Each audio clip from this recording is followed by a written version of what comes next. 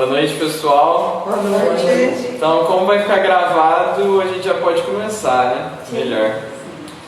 Dessa vez vocês estão entrando mais tarde, vão perder tempo. Então, pessoal, é o seguinte, dando seguimento à formação, né? Fiquei muito honrado de ter sido convidado pela Thaís para falar sobre um pecado, dos pecados capitais, e a contraposição dele, que é uma virtude, né? E eu escolhi da ira, porque eu sou colérico, e porque também é um pecado capital muito interessante. Por quê? Porque ele é diferente de todos os outros. Ele, no caso, ele não é intrinsecamente ruim e mal como os outros. Por exemplo, a gula, ela é sempre ruim. A gula é sempre um exagero na nutrição do nosso corpo. A preguiça também, ela é sempre ruim, é uma sempre falta de disposição a fazer o bem, fazer o que você deveria fazer, né? E os outros é a mesma coisa, eles são intrinsecamente ruins, um vício. Só que no caso da ira, não, porque a ira, intrinsecamente, ela é boa e dada por Deus. Inclusive a ira, existe a santa ira, né? Ela é bem diferente dos outros. Inclusive Nosso Senhor, quando Ele se irou, não foi um defeito dele. Pelo contrário, era uma necessidade, uma coisa santa, né? Tudo que Ele fez é santo, obviamente. Mas infelizmente muitas teologias erradas são vigentes e pensam que Ele era um homem, que Ele se descontrolou. Não, Ele sempre foi Deus. Sempre foi Deus. Deus não deixa de ser Deus, né? Mas então vamos lá. Vamos na definição de ira. O que é ira, né? A ira, a gente pode definir ela como um movimento interior de raiva direcionado a algo ou a alguém. E a gente pode ter uma impressão, mas o que é a raiva? A raiva é uma disposição do intelecto de contraposição, de negativa, de não aceitação de determinada, às vezes, ideia, pessoa, coisa. E aí o que acontece? Primeiro, a gente tem que falar da ira, para a gente se organizar melhor, a gente tem que falar da santa ira, da ira como virtude, como algo bom e necessário para nós. A fonte de hoje, para variar um pouquinho, vai ser simplesmente o Padre Paulo Ricardo. Eu já vi isso. O Padre Paulo Ricardo é a nossa fonte para qualquer coisa. A gente é um grupo de estudos do Padre Paulo Ricardo, mas não tem como não ser, né? A minha conversão se deve, em grande parte, a esse homem. Ele é o pároco do Brasil, né? Não tem como. Não. E ele fez um vídeo maravilhoso citando Evrágio Pôntico, que é um homem da patrística. Ele é um dos primeiros doutrinadores cristãos. E ele tem um livro tratando exatamente sobre a ira. E é muito interessante. O que acontece? Como nós definimos, né, a ira é esse sentimento de contraposição, de não aceitação a algo ou a alguém. E a gente tem que lembrar sempre que para a gente amar, a gente também tem que odiar. Isso é uma coisa que não tem como desconectar.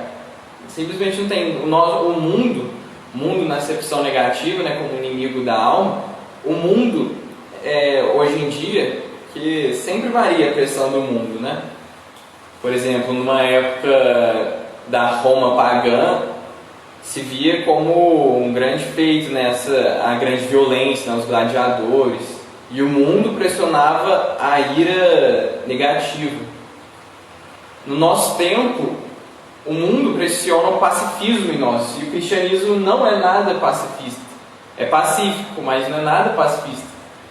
O que acontece? O mundo tenta pregar para a gente que o ideal, principalmente para os homens, é uma posição totalmente afeminada, e também para as mulheres e para o ser humano em geral, uma posição de repolho, como diria o Padre Paulo Ricardo. É você basicamente aceitar tudo, ficar bem com tudo, não ter problemas com nada, nem com ninguém. Isso é muito, muito ruim, porque quem ama, odeia, obviamente. Por exemplo, eu tenho a minha namorada, a maravilhosa Mariana, acho que ela vai assistir depois. E eu odeio a ideia de alguém fazer mal pra ela, de algum mal acontecer a ela. E pra eu amar ela de verdade, ser um bom namorado, eu tenho que lutar contra as coisas que fazem mal pra ela. Tanto espiritualmente quanto fisicamente. Eu não amo ela se eu aceito a ideia de alguém agredir ela, coisa do tipo. Tenho que odiar isso, lutar contra isso. E isso a gente vê em todos os outros ramos. Por exemplo, agora entrando no ramo mais especial, né? E o ramo específico dessa conversa aqui, que é o ramo da religião, que é o que é de mais importante na nossa vida, né? E do amor a Deus, que é o que mais importa, que a gente tem que estar sempre. Se eu não odeio as coisas que são contra Deus, eu não amo a Deus, de jeito nenhum. Muitos, até mesmo cristãos, a gente vê nas coisas de modernismo, teologia da libertação, eles acham que é uma virtude aceitar tudo, amar tudo, e ter um respeito, que na verdade não é respeito, na verdade é uma aceitação daquela ideia. Se a gente não odiar a idolatria, odiar o pecado, odiar o mal, odiar o demônio, a gente não ama a Deus. É necessário que a gente tenha essa luta contra essas coisas e um verdadeiro ódio muito grande se a gente quiser amar muito a Deus. Quanto mais se ama, mais se odeia, proporcionalmente. De tanto que a gente vê no Antigo Testamento, Deus tinha uma santa ira, porque a ira também, ela vem, tudo deve ser por causa do amor, né? E por amor a Deus, tudo é por amor. A ira vem por amor. E Deus fazia aqueles atos de ira mesmo, por amor àquele povo, para castigar eles, para ensinar eles, para levar ao bem, né? E muitas vezes as pessoas não tinham nenhuma disposição para o bem. E Deus, que sonda a nossa alma, nosso coração, Ele via que algumas pessoas, elas não tinham capacidade de conversão, né? Porque tudo que Deus fazia até na ira dava um castigo, possibilitando a pessoa mudar. A gente vê que isso é um grande amor, né? Mas muitas vezes Ele mandava que certa pessoa fosse eliminada, porque as pessoas iam trazer um mal gigante para o seu povo e afastar as pessoas dele. E Deus amaria as pessoas se Ele deixasse aquela pessoa corromper ela, destruir a vida eterna dela? Lógico que não. Se Deus permitisse não fizesse ato, que hoje em dia esse mundo pacifista, que horrível, é porque Ele estaria odiando o seu povo.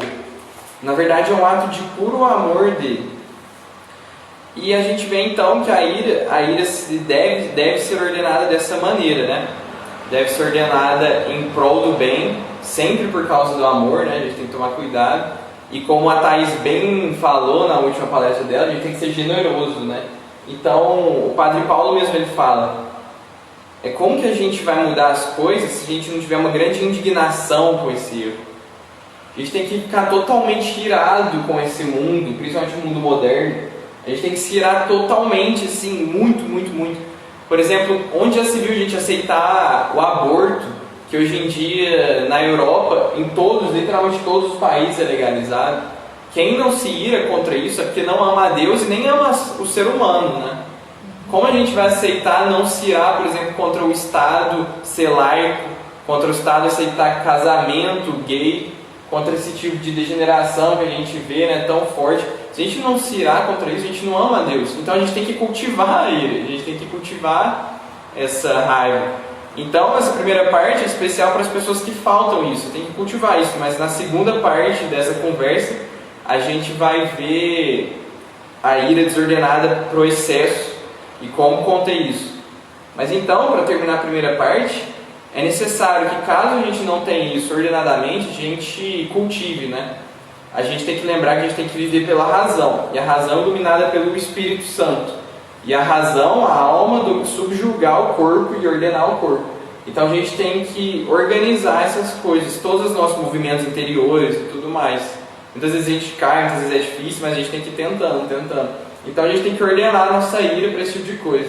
E para encerrar essa parte, a gente tem que sempre lembrar da doutrina cristã, que é amar o pecador e odiar o pecado, né? Porque a gente nunca deve odiar o próximo, pelo contrário, a gente deve amar o próximo sempre, sempre, sempre. Não existe exceção para isso. O ódio é um pecado mortal, né? Odiar o irmão é um pecado mortal, desejar o mal é um pecado mortal. Mas muitas vezes, por exemplo, amor ao próximo, prender uma pessoa. E a doutrina cristã sempre defendeu, por exemplo, a pena de morte também. Muitas vezes é amor à sociedade, ao próximo, condenar certas pessoas à pena de morte, porque é necessário para a sociedade como um todo, dependendo do crime, da gravidade da pessoa, da disposição da pessoa. Então a gente tem que ter essa ira ordenada, né? Bem ordenada, mas lembrar sempre de amar o pecador, de nunca odiar o pecador, de buscar a conversão do pecador, buscar o bem, buscar primeiro ter esse diálogo, essa conversa, e se não acontecer, partir para o último caso, né? mas sempre desejando a conversão e o bem de cada indivíduo humano, que Deus quer a salvação de todos, né? Como diz a Sagrada Escritura, bem explicitamente, nosso Senhor veio para a salvação de todos. Então, a gente tem que cultivar essa ira, mas lembrar que é por amor e nunca permitir que ela se torne ódio. Nunca permitir isso. Nosso Senhor, por exemplo, quando ele teve a santa ira, justamente, nosso Senhor nunca se desordenou, né? O erro, o pecado é uma desordem, ele nunca teve isso. Inclusive é engraçado, porque no próprio Evangelho fala que ele se sentou na beirada do templo e indica que ele preparou o chicote. Então ele não estava muito calmo. Ele sentou ali perto, começou a organizar o chicote dele. Não foi por impulso, né? Isso, exato. Não foi um ato impulsivo. Ele preparou o chicote, organizou tudo aquilo e chicoteou a galera depois. De uma forma bem santa. Porque eles estavam profanando o templo de Deus. Estavam cometendo um sacrilégio. Que é um pecado muito grave, né? A gente tem que lembrar que a idolatria é o pior pecado possível, né? Como os mandamentos dizem, né? Amar a Deus sobre todas as coisas é o primeiro mandamento. Não só porque que foi dito assim sem nenhuma importância. Os mandamentos são ordenados de acordo com a sua importância mesmo, com a sua relevância, né? Então esse pecado contra esse amor a Deus, o respeito devido a Deus é o mais grave. Por isso que nosso Senhor então fez uma ação firme dessas, né? Até porque já havia a lei, já havia tudo certinho, as pessoas sabiam que era errado esse tipo de coisa e continuaram fazendo, sem nenhum amor a Deus. Então a gente tem que ter essa ira. Os jovens hoje em dia, infelizmente, caem muito nessa falácia de que se deve ser totalmente pacifista, totalmente tranquilinho. Não, a gente tem que ser indignado contra isso e lutar. Porque até para a nossa vida ter sentido, a gente tem que caminhar perante algo, né, com um objetivo e lutar contra muitas coisas. Que obviamente todo mundo aqui sabe que tem uma desordem interior que precisa ser combatida, né? No livro de Jó já fala que a vida do homem sobre a terra é uma luta. E todos nós percebemos isso. Nosso Senhor fala no Evangelho de São Mateus que o reino dos céus é dos violentos. Mas é dos violentos que fazem violência contra si. Fazem violência contra essas disposições erradas e se iram contra isso e buscam o certo e o correto, né? O belo, o bom e verdadeiro. Então isso é santa ira, isso que a gente precisa. Mas a ira, pecado capital, o que é? Aí já é o outro lado, né? Já é um excesso. A ira, pecado capital, é uma disposição que nos leva a odiar, se indignar contra coisas que não deveriam sofrer isso. A outra ira é dada por Deus pra gente, é aquele imperativo da lei natural, né? Buscar o bem e evitar o mal, né? Isso é aquela coisa da lei natural, uma coisa dada por Deus, essa coisa interior da ira, da luta contra essas coisas. Boa noite, né? E o que acontece? Agora, a ira, pecado capital, é quando você tem a indignação e o ódio e a raiva contra coisas que não se deveria ter. Por exemplo, quando você se ira, muito comum isso, principalmente para pessoas mais coléricas, mais explosivas. Acho que todo mundo já teve isso, já presenciou em casa. E aí depende da pessoa, né? Umas com mais frequência, outras não. Alguém, por exemplo, o DVD, o videogame, o celular, funciona mal, a pessoa fica revoltada com aquilo, aí xinga as pessoas em volta, ou quebra o negócio, muitas pessoas quebram as coisas, ficam plenamente assim, desorientadas, como uma coisa pequena. Você vê que essa pessoa ela não é ordenada, ela não está agindo racionalmente. E sempre o pecado, como diria São Tomás de Aquino, é agir irracionalmente.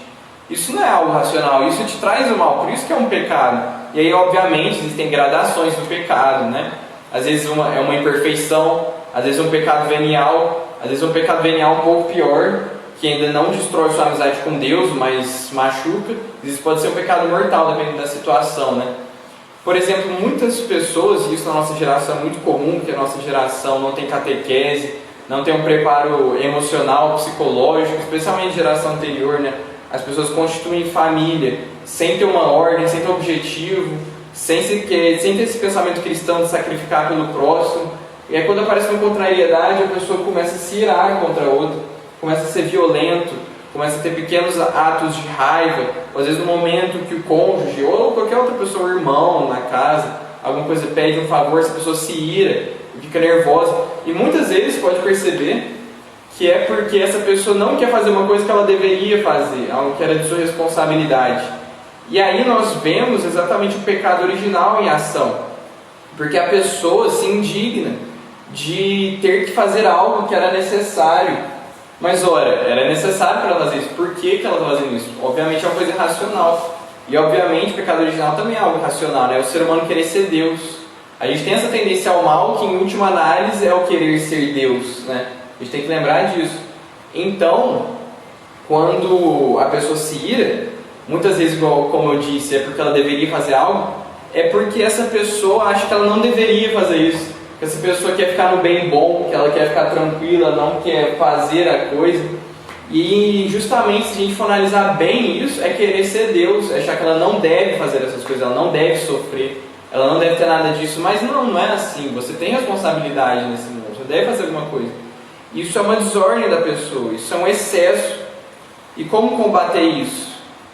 Isso que a gente vê também, a gente vê em vários aspectos, né? Pode ser até contra objetos, contra situações ou contra pessoas. Como combater isso? Sempre o combate ao pecado é lógico que é necessário e muitas vezes primordialmente pelo auxílio da graça, né? A graça vem primeiro, né? Mas o combate a isso, primeiramente rezar, buscar a graça de Deus, que é o mais importante, mas também a gente tem que cooperar com essa graça, né? Então o pecado, a solução contra isso é o ordenamento. E o ordenamento é agir segundo a razão, né? É muito difícil às vezes, principalmente pessoas explosivas, como eu disse, mas todo mundo também, até as pessoas mais calmas têm às vezes acesso de ira, né? Mas a gente tem que agir segundo a razão. E nesse caso, por exemplo, quando o cônjuge, a mãe, o irmão te chama para fazer alguma coisa, te fala para fazer alguma coisa, você fala, não, muitas vezes a gente fica nervoso, não, eu não quero fazer isso. A gente fala, não, eu devo fazer isso, e vai ser bom que eu faça isso. Então a gente se ordenar. Por exemplo, o celular começa a estragar.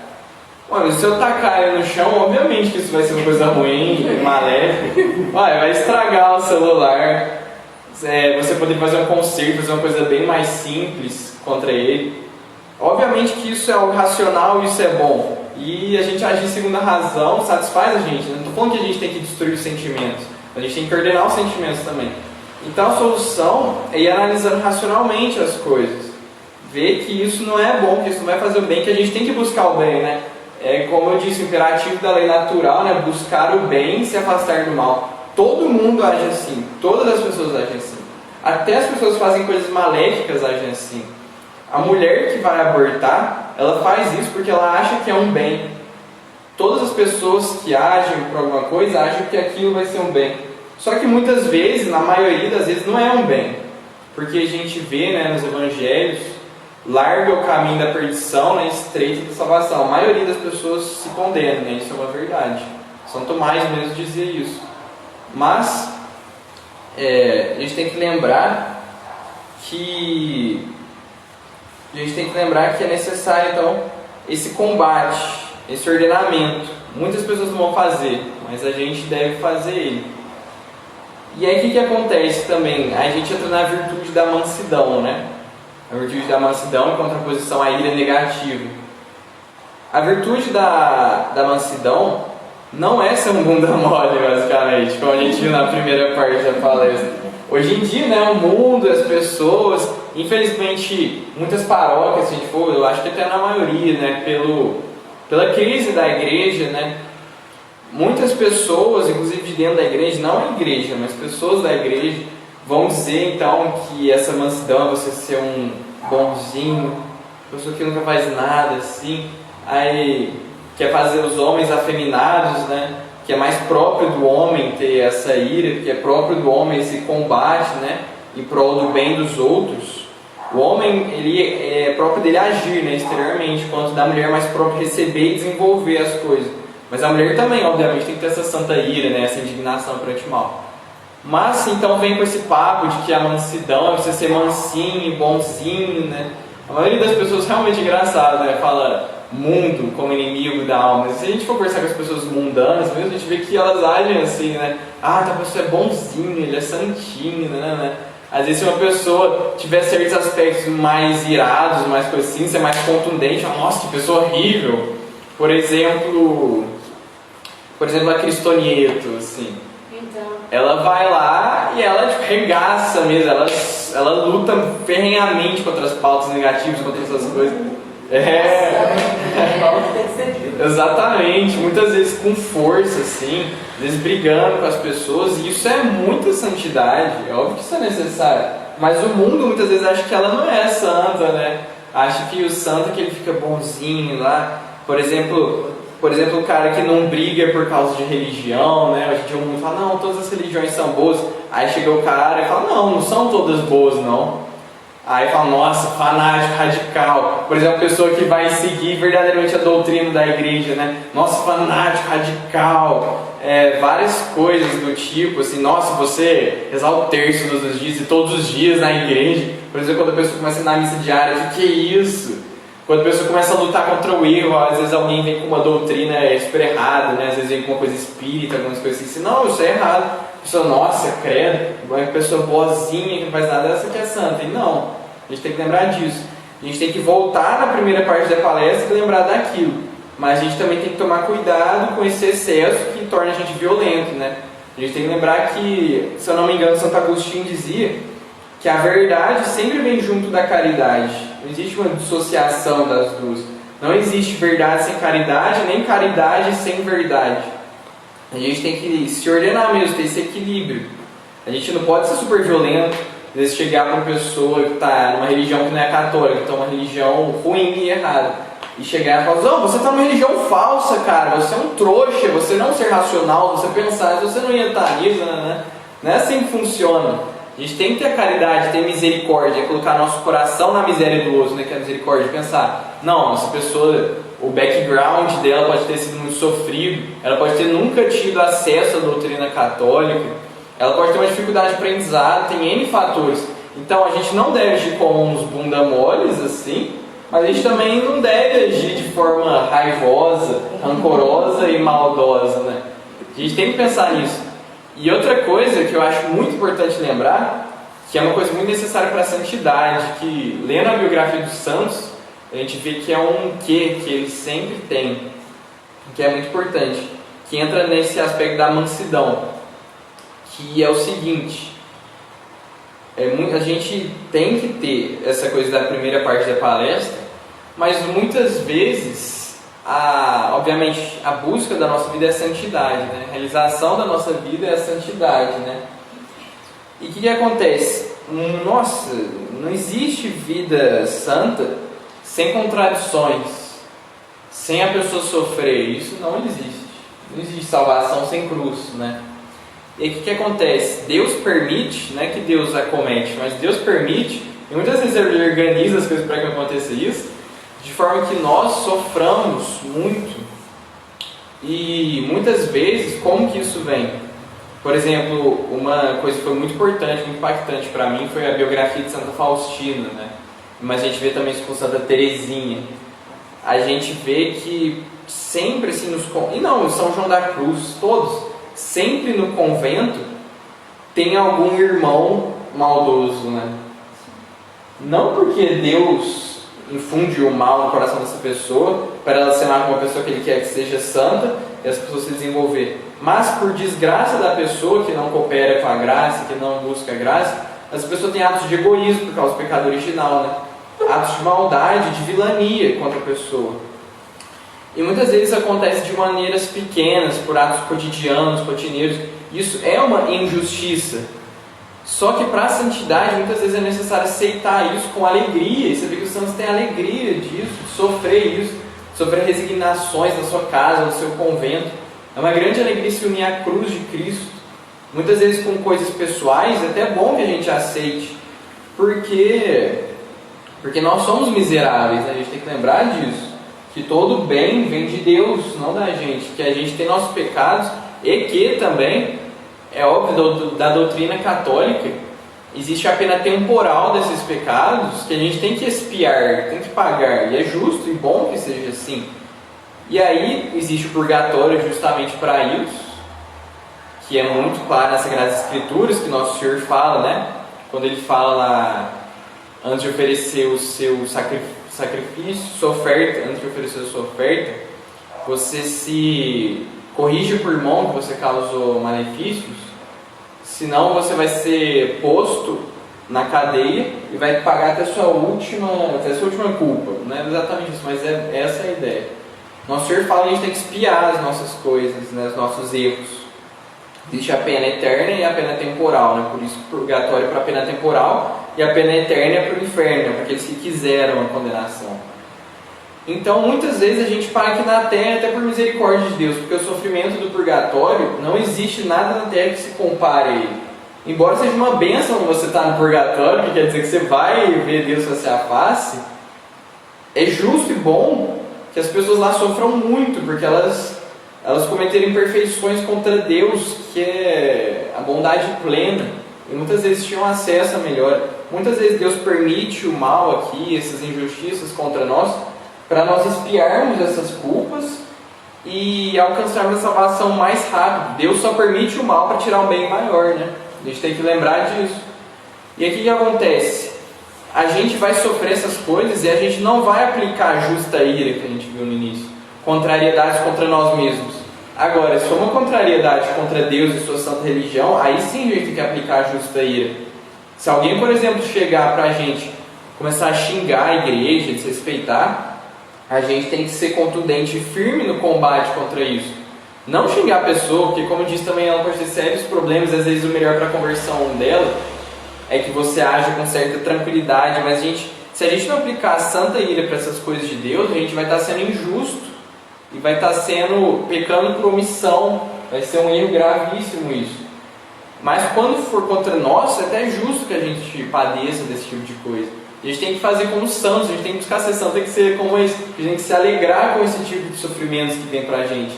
Muitas vezes como que vem? Muitas vezes, por exemplo, um membro da casa que é cristão e busca ser cristão, e os outros da casa não aceitam isso e começam a fazer certas violências contra ele. Isso é muito comum, isso Deus permite, e isso, se você lidar bem com isso, te eleva de uma maneira gigantesca, ele pode fazer muito santo.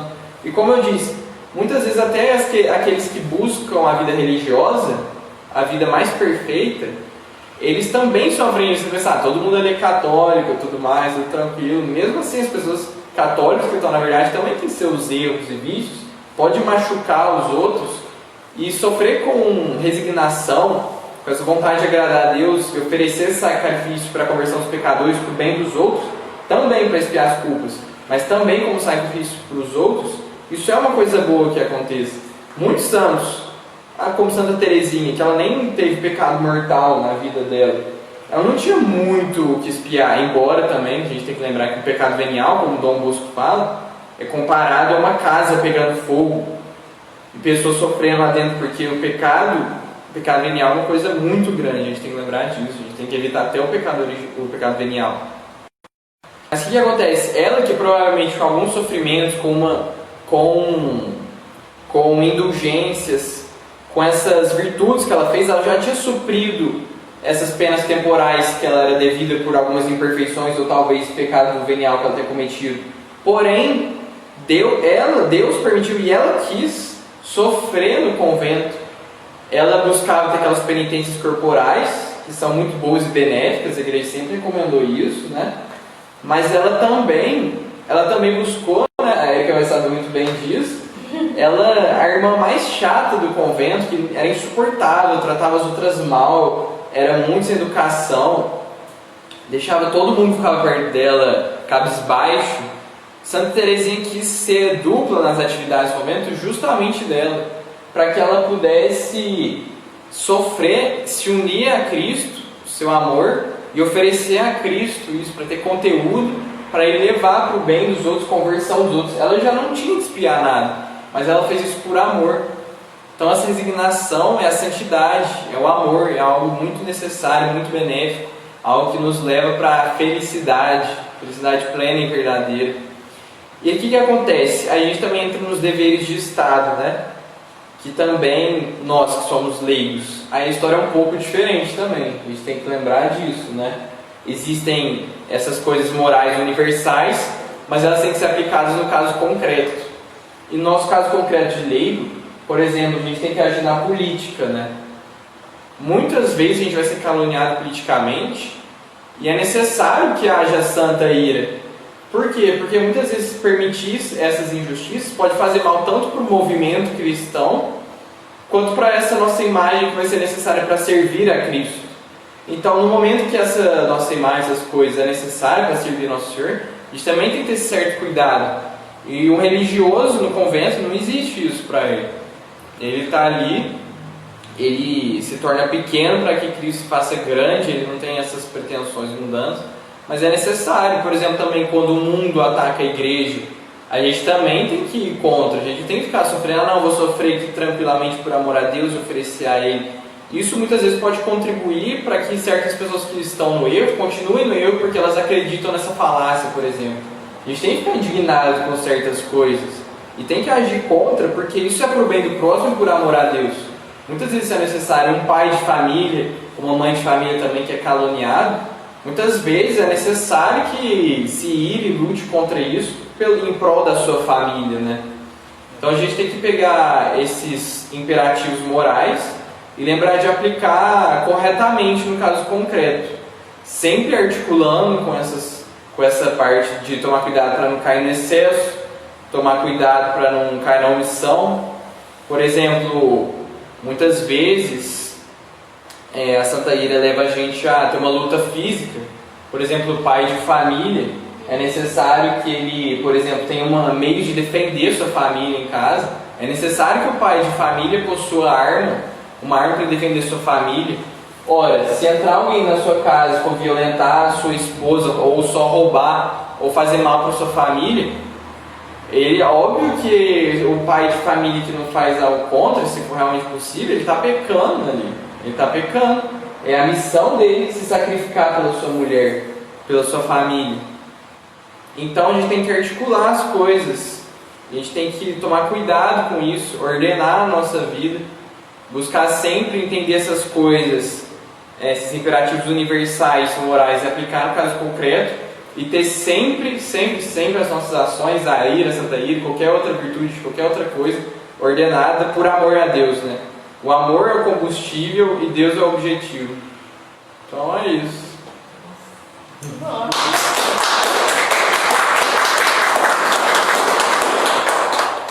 É isso então, pessoal. Vou encerrar aqui porque não temos comentários nem dúvidas. Obrigado, pessoal. Boa noite. Fiquem com Deus. E acompanhem as outras lives.